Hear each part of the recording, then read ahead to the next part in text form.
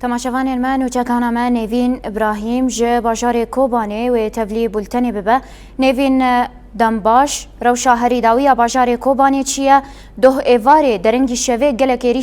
ایریشن دجوار ببورین لدجی هری من باکو روجلات سوریه بگشتی و لدجی کوبانه جی بتایبت گلکی زیده بون ناوندن خدمتگزاری و هر وکیدن هاتن هدف گرتن نوین آگاهین برفره ناوا دستیده ده بمره پاروه بک کرم بک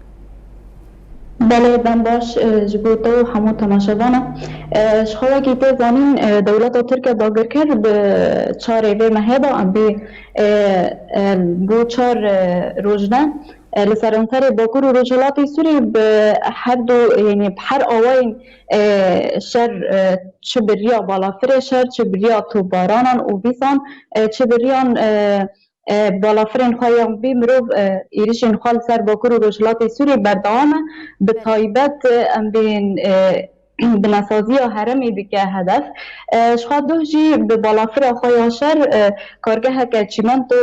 کر هدف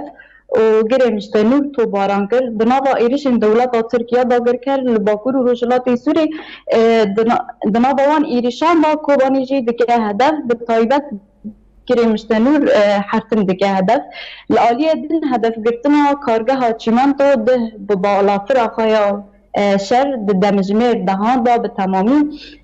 کارگه باشوی باجیر دکده او یک جی بناسازی باجیره ده انجام هدف گرتنه ده زیان مادی چه بون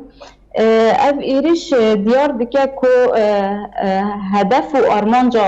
آرمان جی اوه تنکرنا بناسازی هرمه و بالاکرنا گل هرمه به حجت جدا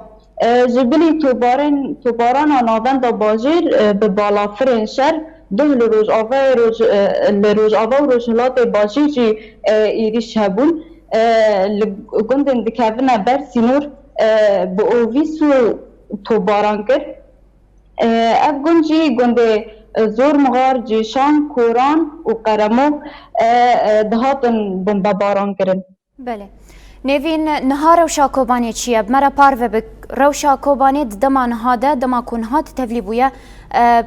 مرا پارو بک روش آرامه یان جی ایریشن جدا چه دبن؟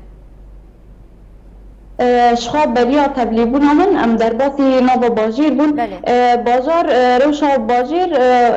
وک بری ام بی در باسی ناو گل بون منیرین گل گرتن یعنی گل دبیجه تبی ایریشین دجواری یعنی جعالی دولت ترک و ام دبج کار خبر نادن هر کس سر کار خو و روش آرامه بله نوین ابراهیم نوچگان آمج باجار کوبانه تتولی بولتنه بو گلک سپاس جبو وان آگاهیان